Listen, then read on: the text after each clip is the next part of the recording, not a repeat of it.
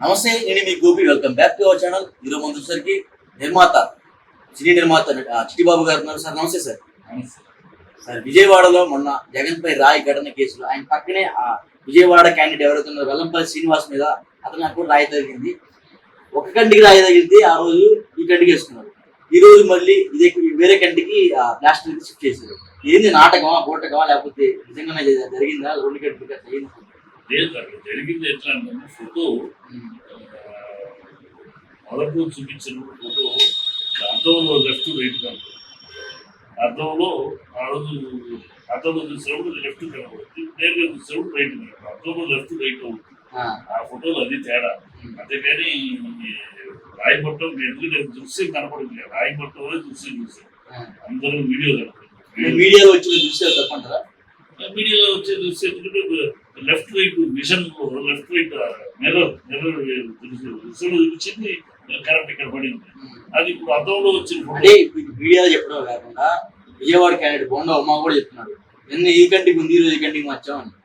బొండా ఉమా చెప్పినట్టు బొండా ఉమా అసలు ఈ ఘటనలన్నిటికీ మూలకారం ఉంటుంది. బొండా ఉమా ఆ మనిషి వాడు ఏం చేయగలిగిన వాడు, ఎంత సముద్రం అంటే బొండా దగ్గర ఉన్న చూసిన వాడు ఎంత దూరం ఉన్న కంటి పాపకు గురి పెట్టగలడు, అంత గురి ఉన్నవాడు. అలాంటి వాడు శిష్యుడు అతను నడుపుతున్నాడు. అక్కడ ఆ ఏరియా ఉంది, కళ్ళం జరిగింది. ఆ ఏరియా పెద్ద రౌడీ ఏరియా. అది మొత్తం ఆధ్వర్యంలో అంటే బోండావమ్మ ఆధ్వర్యం. బోండావమ్మ నడిపించాడు, దొరికాడు కదా. మొదటేమో అదే తర్వాత దొరికాడు. నాకు సంబంధం లేదు ఎవరు చేశారు అసలు ముందేమో ఏమన్నాడు, అసలు జరగలేదు అన్న. తర్వాత ఏమో జరిగింది, ఎవరో చీకట్లో వేశారు. సో అది ప్లాన్ బోండావమ్మ పద్ధతిలో జరిగింది. జగన్ కి అడ్వాంటేజ్. జగన్ కి అడ్వాంటేజ్ కాదు సార్ ఇది. లాస్ట్ టైం ఇదే టైంలో ఎలక్షన్ టైంలో కోడిపెత్తి డ్రామా ఆడారు, ఇప్పుడు రాయి డ్రామా ఆడుతుంది, పొలకరాయి డ్రామా ఆడుతున్నారని ప్రత్యర్థి పార్టీలు దూషిస్తున్నారు. ప్రత్యర్థి పార్టీలు వీళ్ళ అవతారం ముందు ఈ ప్రజలు నమ్మట్లా. ప్రజలు చంద్రబాబు నమ్మట్లా. చంద్రబాబు నోరు తెలిస్తే అడుగుతుంది. మొబైల్ ఏది పుట్టించానంటాడు, కరోనా నేనే పుట్టించానంటాడు. అడ్డదిడ్డమైన అవతారాలు అంటాడు నేను నిష్ణాతుడు. సో అక్కడ మాటలు ఎప్పుడు పట్టించుకోలేదు. పవన్ కళ్యాణ్ పట్టించుకుంటాడు అంటే పవన్ కళ్యాణ్ విజ్ఞతతో మాట్లాడుతాడు. నాకు జరిగినప్పుడు పవన్ కళ్యాణ్ ఒక విజ్ఞతతో పవన్ కళ్యాణ్ అన్నాడు తప్పు. తనేమో నన్ను బ్లేడ్లోకి వస్తున్నారు, తన చుట్టూ ఇంత సెక్యూరిటీ, తన చుట్టూ తన సైనికులు ఉన్నారు, ఆయన బ్లేడ్ తోటి వస్తున్నారని పిచ్చి ఓగులు అవుతాడు. దానికి రక్షణ కావాలంటాడు. ఇక రాయి పడింది, దృశ్యం కనబడుతుంది టీవీలో, అది గొలకరాయి అంటాడు. ఈ చిన్నతనంగా మాట్లాడటంలో వాళ్ళ మాటలు విలువ లేదు. జనాల్లో ఆ ఇన్సిడెంట్ చిన్నదైనా అతనికి అడ్వాంటేజ్ అయితే డిసడ్వాంటేజ్ అవ్వాలి. వీళ్ళు చెప్తున్న డ్రామా మాటలు ప్రజలు నమ్మట్లేదు. వీళ్ళు అలాగే మాట్లాడతారు. వీళ్ళు ఇంకెందుకంటే అంతకు ముందే చంద్రబాబు రాళ్లతోటి కొట్టండి నేను ఈయన అన్నాడు పబ్లిక్ మీటింగ్ లో. చంద్రబాబు అన్నాడు రాళ్లతోటి కొట్టండి. ఒక నాయకుడిగా, ఒక పార్టీ నాయకుడిగా, ఒక ప్రతిపక్ష నాయకుడిగా రాళ్లతోటి కొట్టండి అన్న తర్వాత 100 మందిలో అక్కడ ఉన్న 1000 మందిలో ఒక 10 మంది అయినా ఇన్స్పైర్ అవుతారు. మా నాయకుడు చెప్పాడు, అదే జరిగింది. అది రాళ్లతోటి కొట్టడం చంద్రబాబు బాగుడే. ఇక రాళ్లతోటిగా చెప్పులతో కొట్టాలని పవన్ కళ్యాణ్. ఇలాంటి పిచ్చి పోకులు వీళ్ళ వాకుల వల్ల ఎవడో ఇన్స్పైర్ అయ్యి చేశారు. ప్రజలు అది నమ్ముతున్నారు. చంద్రబాబు వాగబట్టే ఎవడో రెచ్చిపోయి చేసాడనే నమ్ముతున్నారు. అంటే ఈ దాడి జరిగిన ఎవరిని అరెస్ట్ చేశారు, అరెస్ట్ చేసి కొట్టుకోవడానికి ఏటుని అయితే వదిలిపెట్టారు. వదిలిపెట్టినప్పుడు ఎందుకు కొట్టుకోవాలి? సందేహం ఉన్నప్పుడు అనుమానం. ముందు ఎప్పుడు కూడా కేసు అనుమానితులు అని ఉంటారు. అనుమానితులు 5 మరీ చిత్ర హింసలు పెట్టినట్టు వార్తలు వస్తాయి. అవి వస్తూ ఉంటాయి.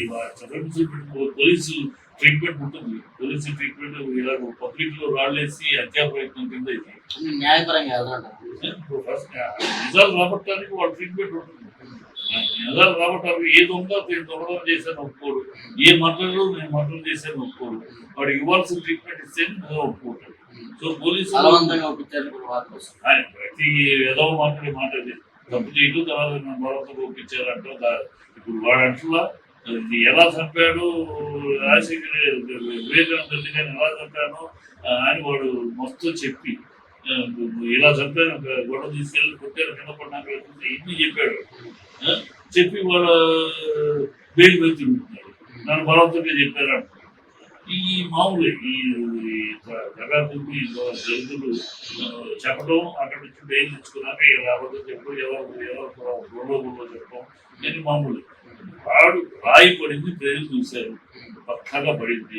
రేడియోలో అన్ని టీవీలో ఒకటి, వాళ్ళ టీవీలో ఒకటి చూస్తే వేరు, అన్ని టీవీలో వచ్చినాయి, క్లీన్ గా అంటే రాయి పక్కన పడింది, దండలో ఒక చిన్న రాయి పడిన తలకి తీసుకున్నాను. అంటానికి ఏముందమ్మా, నోరు నాలుగు నరలేని నాలుగే సమాసం ఏదైనా వాళ్ళు ఇక్కడ పడుతుంది. ఇక్కడ పట్టొచ్చేది కాబట్టి వేలాది మంది చూశారు, లక్షల మంది చూశారు. వీళ్ళంటే దానికి విలువ మర్యాద, నిజం మాట్లాడాలి, నిజంగా మాట్లాడి జరిగిన తప్పు. పవన్ కళ్యాణ్ ఏమన్నానంటే, అమర్నాథ్ అనే ఒక వ్యక్తి 17 ఏళ్ల వయసులో చెరుకు తోటలో పెట్టి తగలబెట్టారు.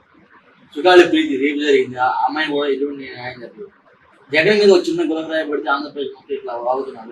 వాళ్ళందరికీ ఎవరు న్యాయం చేస్తారు అనుకుంటున్నారు. ఈ ఇన్సేర్ బాబుడు, ఈ చిల్లర బాబుడు వల్లే పవన్ కళ్యాణ్ మర్యాద పోతారు. ఒక జరిగినప్పుడు దాన్ని ఖండించడం ఒక నాయకుడిగా ఈ సామాజికంగా కరెక్ట్ కాదు, రాళ్ళు వేయటం, రాళ్ళు విసరటం కరెక్ట్ కాదు అని ఖండించినప్పుడే ఒక నాయకుడిగా అనిపిస్తాడు. ఈ చిల్లరతరంగా ఒక కార్యకర్తలాగా నువ్వు దొంగ అంటే నువ్వు దొంగ, నువ్వు సన్నాసి అంటే నువ్వు సన్నాసి, చీపు అంటే మాట్లాడే తప్ప 100% తప్పు. నువ్వు ఈ విషయం మాట్లాడాలి. తప్ప ఒప్పు అసలు ఈ రాయి ఇటు కరెక్టా కాదు, కరెక్ట్ మాట్లాడాలి. అది వదిలేసి అప్పుడు తల పెట్టారు, ఇప్పుడు అందుకనే నీ పెళ్ళాన్ని గురించి మాట్లాడతారు. నీ పెళ్ళాన్ని వదిలిపెట్టారు, నీకు నిలకడలేదు, పెళ్ళాలతో ముగ్గురు పెళ్ళాలను మార్చేసావు, ఇంకో పెళ్ళం కోసం పెప్పలాడుతున్నావు, నీకేం క్యారెక్టర్ ఉందో నువ్వు మాట్లాడతావు అని అడుగుతారు. అందుకే అడిగాను నువ్వు క్యారెక్టర్గా మాట్లాడాలి.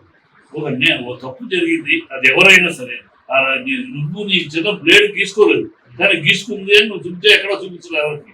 దానికే నువ్వు పెద్ద ప్రెస్ మీట్ పెట్టి నాకు రక్షణ కావాలని వాగిపోయి ఒక రాయి పడింది, అది అంత పెద్ద రాయి క్లీన్ కనపడుతుంది.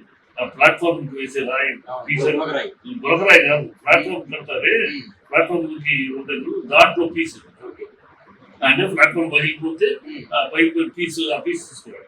గులకరాయి అందులో, గులకరాయి అంటే అది కనపడుతుంది కదా. అసలు పోలీసులు దొరికితే ప్లాట్ఫామ్, అది కూడా రాయి ఏంటి కూడా ఎంక్వైరీ చేసి వాళ్ళు చెప్పింది వాళ్ళ ఇన్ఫర్మేషన్ చెప్తున్నారు. అది ప్లాట్ఫామ్ కడతారు కదా, ఆ కడతానికి ఉంటాయి కదా, అది మామూలుగా ప్లాట్ఫామ్ పగిలి ఉంటాయి చాలా. ఆ పగిలిన భాగం, దాంట్లో ప్లాట్ఫామ్ పగిలిన దాంట్లో రాయి, ఆ రాయి పీస్, అందుకని కొంచెం గట్టిగా ఉంటుంది. అందుకని ప్లాట్ఫామ్ కొంచెం స్ట్రాంగ్ గా ఉంటుంది. మామూలు అయితే కుట్టుపడే స్థాయి కదా, 3 కుట్టుపడే స్థాయి మామూలు గులరాయి అయితే వెళ్ళదు. అది ఉన్న తగ్గుతుంది, ఏదో తీసుకుంటే అయిపోతుంది. ఇది ఆ రాయి కనుక చిట్లింది, అర్థకాలం చిట్ల బట్టి అది ఇంకా పొరపాటున నవరగంట జరిగిన ఇంకొంచెం కింద కంటిన్యూ ఏముంటుంది. సో అది నీకైనా ఎవరికైనా ఒకటే కదా, ఇది అరాచకము, ఈ పనులు ఎవరు చేయకూడదు అని చెప్తే నాయకుడు, ప్రజలకు ఆ సందేశం ఇస్తే నాయకుడు. అంతేగాని ఆ రోజు వాడు చెప్పారు అంటే అతను ఆ రోజు చనిపోయాడు కనుక వాళ్ళ మనసు చంపేయచ్చా ప్రతీకరణ? నువ్వు అదే నేర్పుతున్నావు ప్రజలకి, అదే నీ రాజకీయం, అదే నీ నాయకత్వం, నువ్వు చెప్పేది అదే, ప్రజానాయకుడిగా అదే నువ్వు చెప్పింది. ఆ రోజు ఇప్పుడు తర్వాత ఇది కాసినప్పుడు 17 చనిపోయాడు కనుక అది జరిగింది కనుక ఇప్పుడు కొట్టండి చెట్లంటే చంపండా? ఏం చెప్తున్నావు సందేశం? రాజకీయ నాయకుడిగా, ప్రజానాయకుడిగా నువ్వు ప్రజలకు ఇచ్చింది ఆ విచక్షణతో ఉంటారు. అందుకనే ఆయన ఆలోచన లేని ఒక ఆవేశపడు, ఆ క్షణానికి ఏం మాట్లాడితే ఏం చూస్తే మాట్లాడి ఒక మాటలు, అందుకని ఆ మాటలు విలువ లేవు, ఆ మాటలు అతనికి వ్యక్తిత్వానికి విలువ లేవు. Thank you sir.